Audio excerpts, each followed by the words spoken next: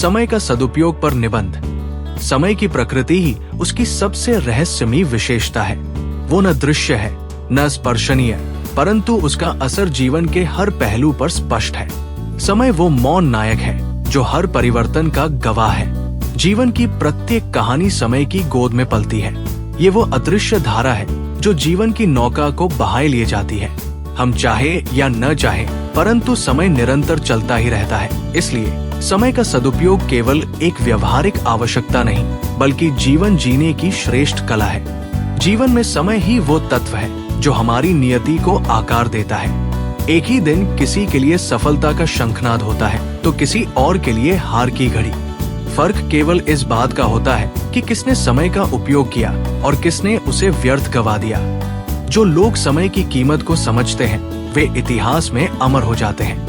महापुरुषों का जीवन इस बात का जीता जागता प्रमाण है कि समय का समुचित उपयोग एक सामान्य मनुष्य को भी असाधारण बना सकता है। महात्मा गांधी ने अपने जीवन में एक एक क्षण का उपयोग जन सेवा, आत्ममंथन और आत्मशुद्धि के लिए किया।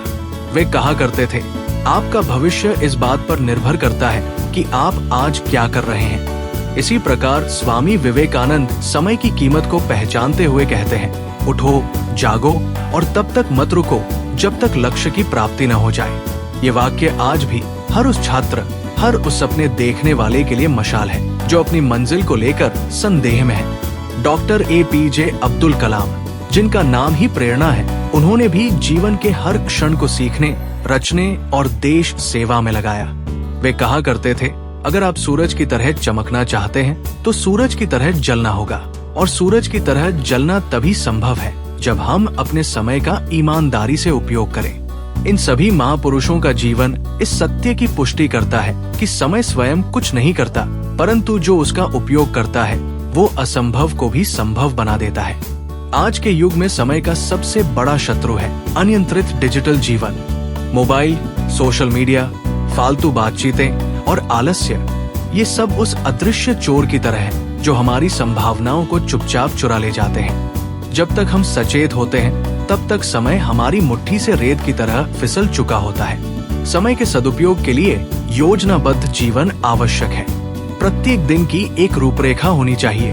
हमें ये सीखना होगा कि कौन सा काम जरूरी है और कौन सा केवल समय की बर्बादी है। विद्यार्थी के लिए समय वो बीज है जिससे भविष्य का वटवृक्ष उगता है। एक व्यापारी के लिए समय वो सौदा है जिसमें चूक भविष्य की क्षति बन जाती है। एक लेखक के लिए समय वो विचार है जो उड़ जाए तो काव्य कभी जन्म नहीं लेता। इसलिए समय का सम्मान करना वास्तव में अपने जीवन का सम्मान करना है। ये वो धन है जो बिना खर्च किए भी समाप्त होता रहता है, पर जो उसकी चाल के साथ चलना सीख लेता है वो जीवन में कुछ कर दिखाता है। तो आइए हम सब संकल्प लें कि अब से समय की हर बूंद को प्रेम, श्रम और साधना से सींचेंगे। यही जीवन का सार है और सफलता की असली कुंजी।